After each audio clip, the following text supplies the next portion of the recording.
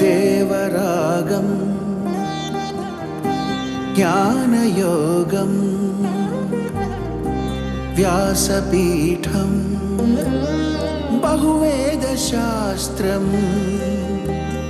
బోధామృతహిత శ్రీమన్నారాయణం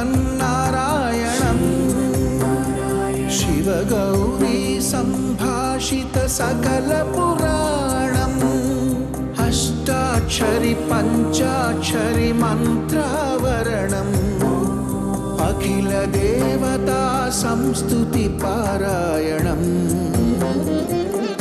జయమంగళకరమీ ప్రవచన శ్రవణం అనుదినము శుభము సుఖము జీవన గమనం దేవరాగం జ్ఞానయోగం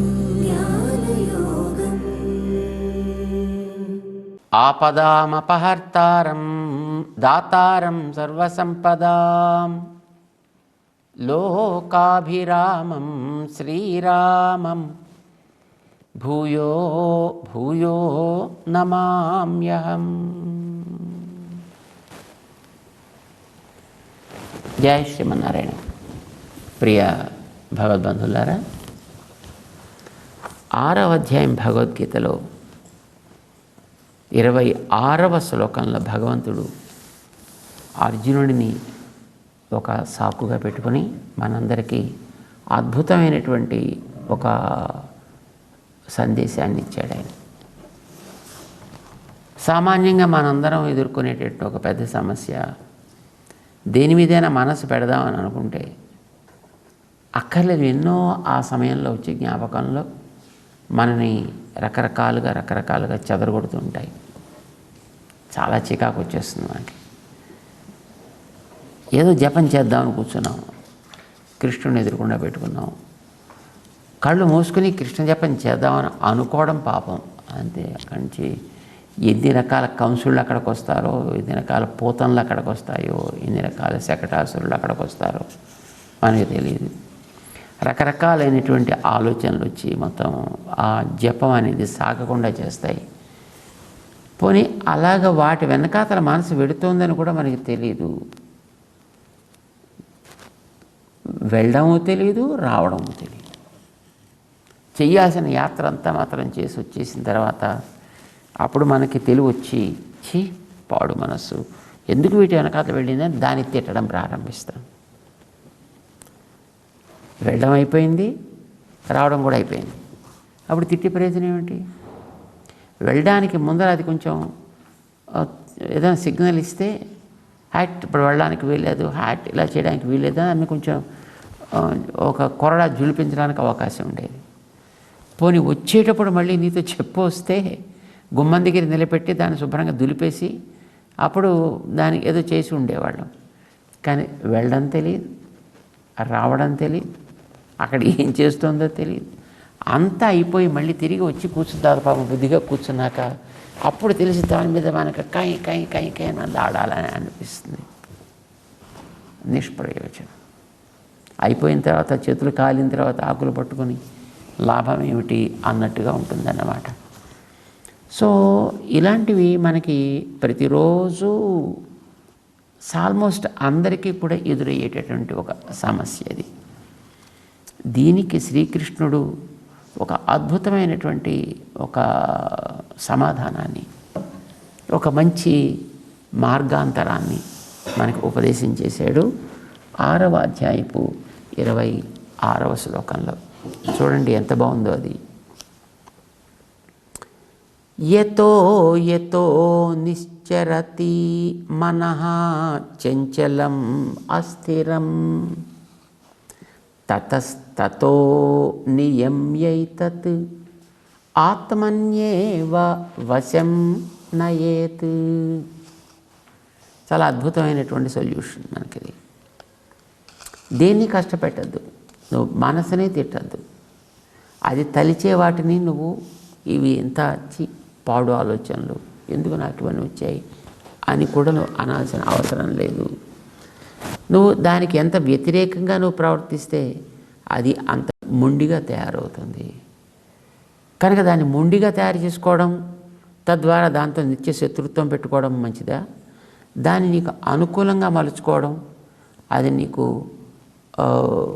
శాశ్వతమైనటువంటి మిత్రుడిగా, నీకు సహకారిగా ఉండేట్టు చేసుకోవడం మంచిదా? శత్రుత్వం పెంచుకోవాలని ఎవడు అనుకోడు. ఒక సహకారి మనకి చేరితే మనతో పాటును మనకి ఇంకా మరింత ప్రయాణం సుగమము అవుతుంది అని మనందరికీ తెలుసు. కానీ ఏం చెయ్యాలి అనేటటువంటిది మనకి ప్రశ్న. దానికి మంచి సమాధానాన్ని శ్రీకృష్ణుడు 26వ శ్లోకంలో ఇస్తాడు. ఏంటది? యతో యతో నిశ్చరతి మనః. మనసు రకరకాల విషయాల మీద వెళ్ళిపోతుందని కదా మనం ఇందాక అనుకున్నప్పుడు పూజలో కూర్చున్నాం. తినుబండారాలు జ్ఞాపకం వచ్చాయి, ఆభరణాలు జ్ఞాపకం వచ్చాయి, వస్త్రాలు జ్ఞాపకం వచ్చాయి, ఆఫీసు జ్ఞాపకం వచ్చింది, రకరకాల ఆట వస్తువులు జ్ఞాపకం వచ్చాయి, ఎన్నో సినిమాలు జ్ఞాపకం వచ్చాయి అనుకోండి. ఇప్పుడు ఏం చేయాలి? వాటిని అలా నివ్వాలా, నివ్వకూడదా? నివ్వకూడదని ప్రశ్నే లేదు. నివ్వాలంటే నువ్వు పర్మిషన్ ఇస్తేనంటే అది తీసుకొచ్చింది వాటన్నిటిని. కానే కాదు. వచ్చిన వాటిని అనుకూలంగా ఎట్లా మలుచుకోవాలి, అక్కడ నీ తెలివిని ఉపయోగించాలి. నీళ్ళు వస్తున్నాయండి, పెద్ద వాన వచ్చేసిందండి. వాన వచ్చేస్తే ఆ జల ప్రవాహం అయిపోయింది. ఇప్పుడు ఈ జల ప్రవాహాన్ని మనం అలా వదిలేస్తే అది వెళ్ళిపోయి ఎక్కడ దేంట్లోనే కలిసిపోతుంది. ఏం చేయాలి? నీళ్ళని మనం ఆపగలమా? ఆపలేము. పోనీ వచ్చిన వాటిని మనం అలాగ వదిలేస్తామా? వదిలేస్తే అవన్నీ వేస్ట్ అయిపోతాయి. ఇప్పుడు జలాన్ని పడనివ్వాలి, పడిన దాన్ని మనం వాడుకోగలగాలి. వద్దు అని అనడానికి వీల్లేదు. ఏం చేయాలి? వచ్చేటటువంటి జలాన్ని ఎక్కడ పడతాయో అక్కడ నువ్వు చక్కటి ఒక ఇంకుడు గుంటలు లాంటివి తయారు చేసుకోగలిగితే ఆ నీళ్ళన్నీ దాంట్లోకి వెళ్ళి నీ దగ్గర ఉండేటటువంటి భూగర్భ ఆ జల వనరులని పెరిగేటట్టు చేస్తుంది. మంచిది కదండి. అది పెద్ద పెద్ద కొండల మీద నీళ్లు కురుస్తాయి. వానలు కురిసినప్పుడు ఆ నీళ్ళన్నీ ప్రవహించి నేరుగా సముద్రంలోకి వెళ్ళిపోతాయి. వెళ్ళనివ్వాలా? వెళ్ళిస్తే నీకేం ఉపయోగం లేదు. పోనీ వెళ్ళకుండా చేద్దామా? నువ్వు చేయలేవు. ఎలాగైనా సముద్రంలోకి వెళ్ళి తీరాలి. సాగరం ప్రతి గచ్చతి. భూమి మీద పడ్డ ప్రతి నీటి చుక్క సాగరం చేరి తీరాల్సిందే. అందులోంచి బయలుదేరింది కనుక. కానీ వాటి మానాన వాటిని కనుక నువ్వు వదిలేసావుంటే వాటి మానాన పోతాయి. మరి నువ్వేం చేయాలి? తెలివి ఉన్నవాడివి కనుక, నీకు దేవుడు కొంత తెలివి ఇచ్చాడు కనుక దాన్ని నువ్వు పాడు చేయకుండా వాడుకోగలిగితే చాలు. ఏం చేయాలి? ఎక్కడికైతే ఆ నీళ్ళన్నీ కూడా వచ్చి చేరుతుంటాయో ఆ చేరే చోట ఒక మంచి డ్యామ్ కట్టండి. నీళ్ళన్నింటినీ అక్కడ నిల్వ చేయండి. ఊరికి నిల్వ చేసేసామంటే ఆ నీళ్ళన్నీ అలా పెరిగిపోయి అన్నిటిని ముంచేసే అవకాశం ఉంటుంది. అక్కడి నుంచి చక్కగా కొన్ని కెనాల్స్ చేయండి. రామానుజాచార్యులు వారి మేల్కోట యాత్ర, పశ్చిమానికి యాత్ర చేయాల్సి వచ్చింది. 20 సంవత్సరాలు ఉన్నారు మన భారతానికి పశ్చిమ భాగంలో. అంటే కర్ణాటక రాజ్యం అని ఇప్పుడు మనం అంటున్నామే, ఆ ప్రాంతంలో ఉన్నారు. అందులోనూ అక్కడ వారు మేల్కోట అనే క్షేత్రానికి ప్రక్కన ఉండేటటువంటి ఒక తొండనూరు అనే ప్రాంతానికి ఉన్నారు. ఆ తొండనూరుకు ఒక రాజు ఉండేవాడు, పరిపాలకుడు. కానీ అక్కడ పంటలు లేవు, నేలంతా ఎండిపోయింది, పశువులన్నీ ఎండిపోయి, అందరూ బీదవాళ్ళు. ఇలా ఉండేది. ఏం చేయాలి పాపం వాళ్ళకి సమాధానం తెలియలా, దొరకలా. రామానుజుల వారు అక్కడికి వెళ్ళారు, పరిస్థితుల్ని గమనించారు. వారు మరి కేవలం ఒక ఆధ్యాత్మిక నేత మాత్రమే కాదు, వారికి ఆ భౌగోళికమైనటువంటి అవగాహన ఎంత చక్కగా ఉందో. ఆ రాజుకు ప్రేరేపణ కలిగించి ఎక్కడైతే నీరు పడుతున్నాయో ఆ పడే చోట ఒక పెద్ద డ్యామ్ కట్టించారు. దానికి తిరుమల రాయ సాగరం అని పేరు పెట్టారు. 74 తూములు పెట్టారండి దానికి, 74 కెనాల్స్. వారు అద్భుతంగా 74 సింహాసనాధిపతులను ఏర్పాటు చేశారు. అక్కడ ఆ ఉండేటిన పెద్ద డ్యామ్కి యాదవరాయ సాగరం అని పేరు పెట్టారు. దానికి 74 తూములు ఏర్పాటు చేశారు. 1000 ఏళ్ల క్రితపు మాట మనం చెప్పేది. అలా చేయడం చేత ఆ ప్రాంతం అంతా సస్యశ్యామలమైపోయింది. అక్కడంతా మంచి పాడి పంట సమృద్ధిగా ఏర్పడింది రామానుజుల వారి యొక్క ప్రభావం చేత. అదృష్టం ఏంటంటే ఇవాల్టికి కూడా ఆ డ్యామ్ పక్కాగా ఏ ఇబ్బంది లేకుండా అన్ని తూములు హాయిగా పనిచేస్తూ ఆ క్షేత్రాలన్నింటి కూడా బాగా సాగు చేస్తూ ఇప్పుడు కూడా చక్కటి అద్భుతమైనటువంటి ఒక పెద్ద డ్యామ్ మనకి సాక్షాత్కరిస్తుంది. తొండనూరు డ్యామ్ అని ఇప్పుడు దాన్ని అంటూ ఉంటారు. మనం ఇప్పుడు వెళ్ళి అక్కడ దర్శనం చేసుకోవచ్చు. ఇది రామానుజుల వారు చేసినటువంటి ఒక అద్భుతమైనటువంటి ఒక వ్యవస్థ. అంటే వారికి జల వనరుల మీద ప్రకృతి వనరుల మీద ఉండే అవగాహన ఎంత గొప్పది అనేది మనకి తెలుసుకోవడానికి అదొక అద్భుతమైనటువంటి ఉదాహరణ. నీళ్ళని మనం నిలపాలి, కానీ నిలిపిన దానికి మళ్ళీ వాటిని ప్రవహించేటటువంటి మార్గాన్ని కూడా చూపించాలి. చూపిస్తే అది ఎన్నో రకాల ఉపకారం చేస్తుంది. అల్టిమేట్లీ మళ్ళీ సాగరానికి చేరుతుంది. కానీ ఆ వచ్చిన నీరు సాగరానికి చేరే మధ్య మార్గం ఎన్నింటినో అది బాగు చేస్తూ తన మానాంతాన్ని పెడుతుంది. ఇది మనిషి చేయాల్సిన పని. మన మనస్సుకైనా అంతే. మన మనస్సు ఏం చేస్తూ ఉంటుంది, అక్కడ వానలు కురిసినట్టుగా మన లోపల ఎన్నో రకాలుగా ఎప్పటి నుంచో పేరుకున్నటువంటి రకరకాల కర్మ బీజాలన్నీ కూడా నిరంతరము ఆ మనస్సు మీద వర్షంలా కురుస్తుంటాయి. ఏం చేయాలి? అలా కురవనిస్తే వాటి వెంట ఆలోచిస్తూ పోయి మళ్ళీ వెనక్కి తిరిగి రావడం అనేటటువంటిది ఉండదు. కానీ మనసు మనకి చేతుల్లో ఉండాలి. మనసుకు కావలసిన లక్ష్యమే 10 వెళ్ళాలి. దాని మీద స్థిరంగా నిలబడాలి. మరి ఇప్పుడు ఇవి వస్తుంటే వీటిని ఎదుర్కోవాలి. లక్ష్యం వైపు ఉండాలంటే ఏం చేయాలి? దీనికి మనకు ఉపనిషత్తు ఓ అందమైనటువంటి దృష్టాంతం ఇచ్చిందండి. యథాశకుని సూత్రేణ ప్రబద్ధ దిశం పతిత్వా అన్యతర ఆయతనం అలబ్ధ్వా బంధనమేవ ఉపశ్రియతే అంటుంది ఛాందోగ్యం అనేటటువంటి ఉపనిషత్తు 6వ ప్రపాఠకంలో. మనసును పక్షితోటి పోల్చింది. ఈ పక్షిని నువ్వు చక్కగా చూడాలనుకుంటావు, ఆలోచనలు హాయిగా రెక్కలు విప్పుకుని ఎగరాలి అని అనిపిస్తుంది. దానివల్ల ఆ పక్షి యొక్క అందం నీకు తెలుస్తుంది. కానీ రెక్కలు విప్పుకుని అది ఎగిరేటట్టుగా నువ్వు దాన్ని వదిలితే మళ్ళీ నీ దగ్గర ఎందుకు వస్తుంది? అది దాని మానాది హాయిగా ఎగురుతూ పోతుందంటే. కానీ ఎగురుతూ పోవడానికి వీల్లేదు. ఆ అందం నువ్వు చూడాలి. దాన్ని మళ్ళీ నీ ఆధీనంలో నువ్వు పెట్టుకోగలగాలి. ఏం చేయొచ్చు నువ్వు అంటే దానికి ఒక చక్కటి స్థిరమైనటువంటి ఒక పోల్ కట్టవయా, ఒక లక్ష్యాన్ని ఏర్పరచు. దాంతో ఒక సూత్రం కట్టు. నీ ఆలోచన అనేటువంటి ఒక సూత్రాన్ని దానికి కాలికి కట్టు. తెగకుండా ఉండేటటువంటి ఒక దృఢమైనటువంటి ఒక సూత్రాన్ని. ఇప్పుడు ఆ పక్షిని హాయిగా వదిలిపెట్టు. సూత్రం ఇక్కడ నీ దగ్గర చేతిలో కట్టి ఉంది, ఇక్కడ గాలి పటకలాగా. ఇప్పుడు ఆ పక్షి పైకి ఎగురుతోంది.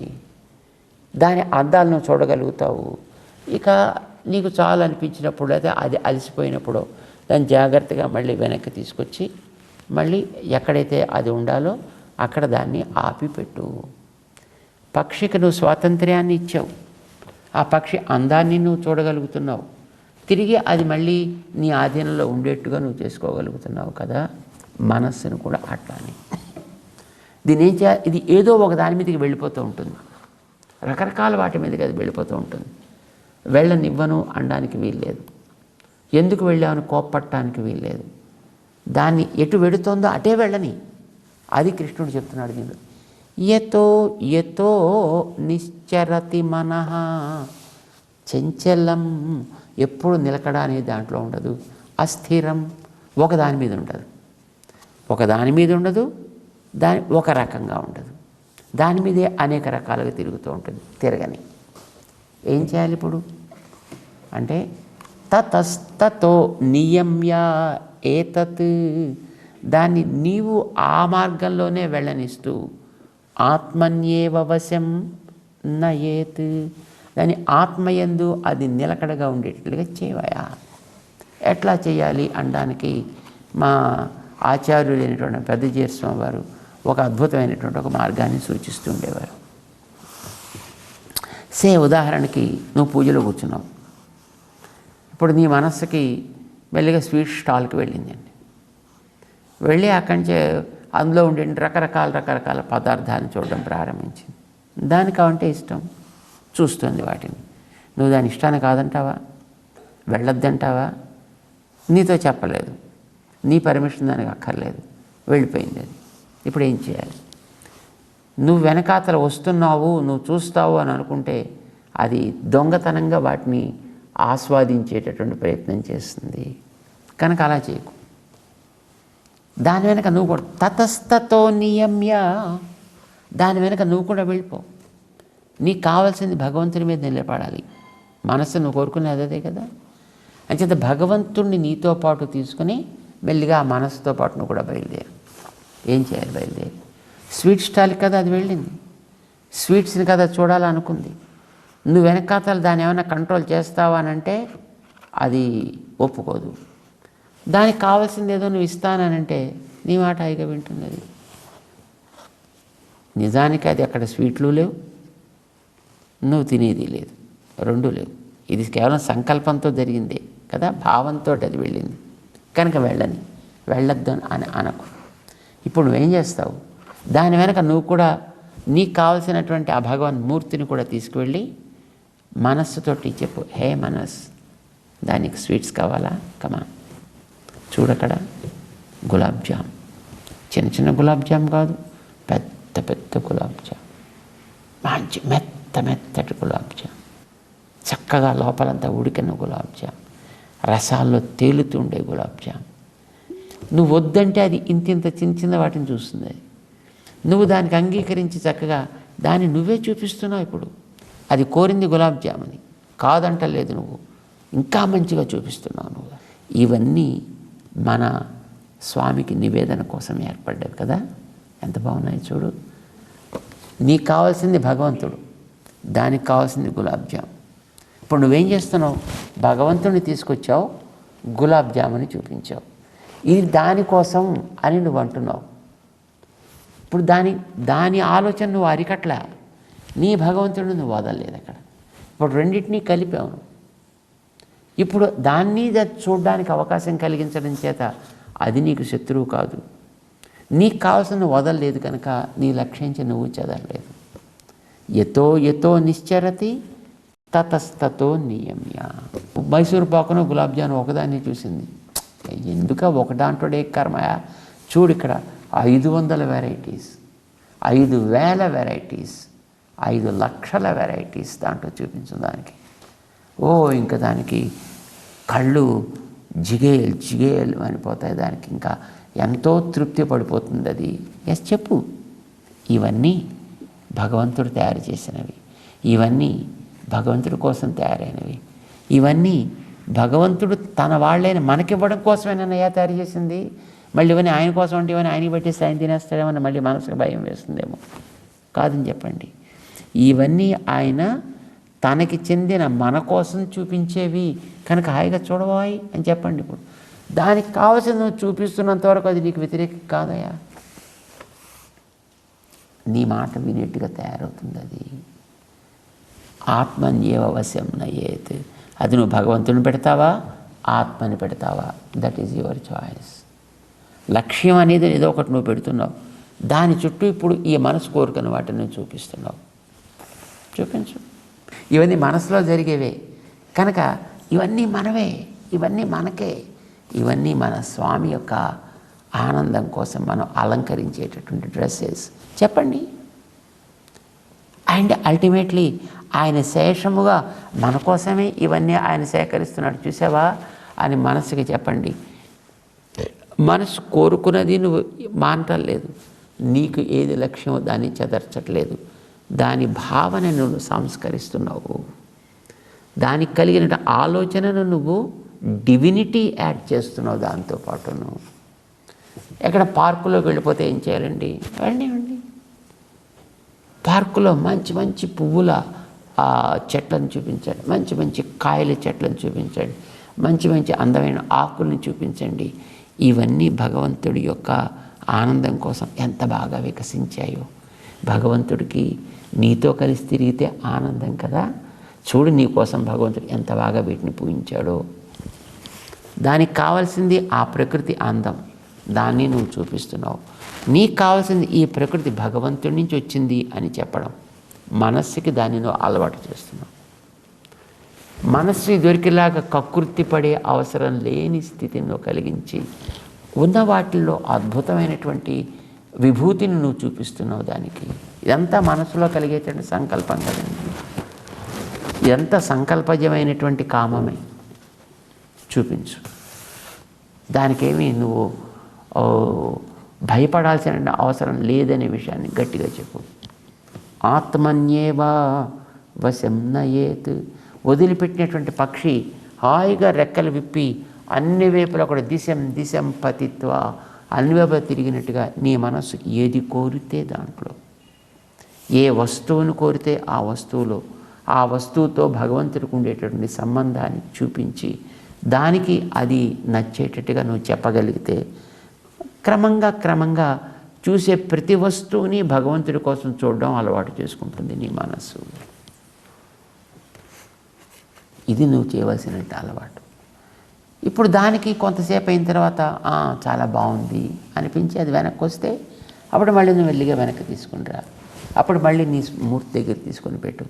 అందుకోసం జపం చేసేటప్పుడు, ధ్యానం చేసేటప్పుడు నువ్వు కళ్ళు మూసుకుని చేయాల్సిన అవసరం లేదు. కళ్ళు మూసుకుని చేయగలిగితే దట్స్ ఓకే. ఒకవేళ అప్పుడు నీకు ఆలోచనలు కలిగినా వాటిని కూడా తతస్తతో నియమ్య, అప్పుడైనా వాటిని ఈ రకంగా చేయాలి. లేదు ఒకవేళ నీకు అట్లాగా కుదరటం లేదంటే చక్కగా హాయిగా కళ్ళు తెరవండి, ఎదురుకుండా ఉండిన మూర్తిని చూడండి. అందుకోసమే మనకి ఒక శ్రీమూర్తిని ఆరాధనలో అద్భుతమైనటువంటి అలంకరణలతోటి దర్శనం చేసుకునే అవకాశం కలిగించిందండి మన శాస్త్రం, మన పెద్దల యొక్క ఉపదేశం కూడా. నీకు ఆభరణాలకు వెళ్ళిపోతే అందమైన ఆభరణాలను అక్కడ పోంచు, వస్త్రాల మీద వెళితే అందమైన వస్త్రాలు, తిండి మీదకి వెళితే అందమైన తిండి, ఇతరమైన రకరకాల అలంకరణలు పెడితే రకరకాల అలంకరణలు. అది పువ్వుల, ఆకుల, కాయల, చెట్ల, బట్ల, ఏది దేని మీదకి నువ్వు పెడితే వాటన్నిటిని చక్కగా తీసుకొచ్చి అక్కడ ఆ చుట్టూ వాటిని అమర్చి అందులో భగవంతుడి యొక్క ఉనికి చేత దానికి ఒక దివ్యత్వాన్ని ఆపాదించి దాన్ని ఇప్పుడు నువ్వు ఆస్వాదించగలిగితే ఇప్పుడు మనస్సుకి క్రమంగా అదే అలవాటు అవ్వగలిగేటటువంటి ఒక స్థితి. ఇది శనైహి.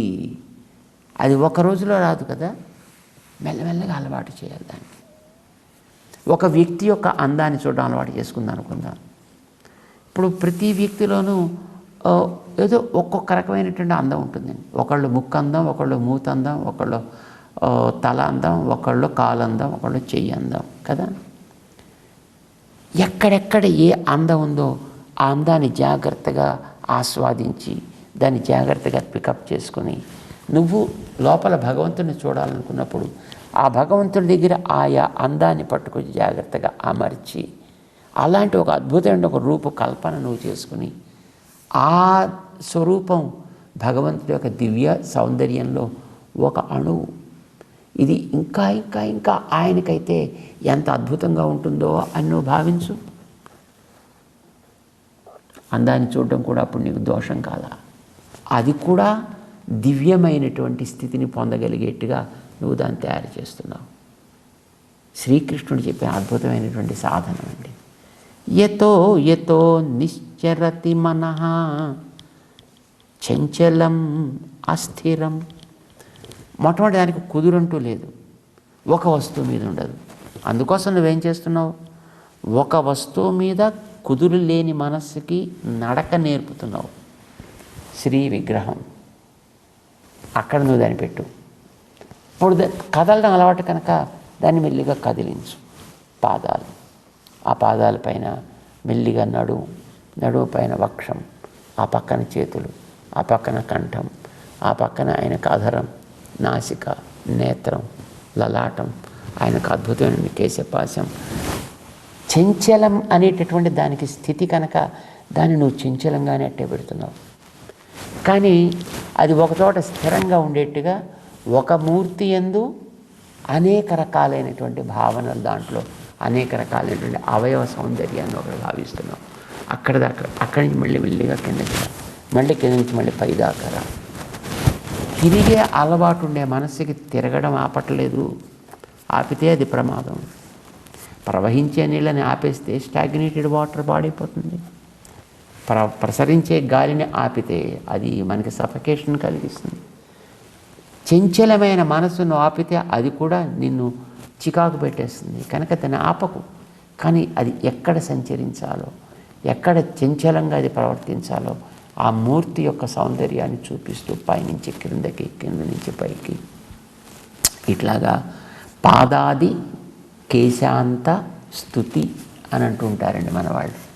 ఆయన ఇంకా పాదాల దిగించి కేశం దాకా, కేసించి మళ్ళీ పాదం దాకా, ఇలాగా చంచలం అస్థిరం, దానికి 2 లక్షణాలు ఉన్నాయి కనుక వాటిని నువ్వు సాటిస్ఫై చేయగలిగేట తతస్తతో నియమ్య, ఆయా రకంగా అన్ని అందాలని తీసుకొచ్చి అక్కడ మనం చేర్చుకుని దాన్ని కనుక సేవించగలిగితే మనస్సు దాంట్లో అది ఉపరమేత్, అక్కడ ఆనందాన్ని పొందగలుగుతుంది, అక్కడ అద్భుతమైనటువంటి తృప్తిని అది పొందగలుగుతుంది.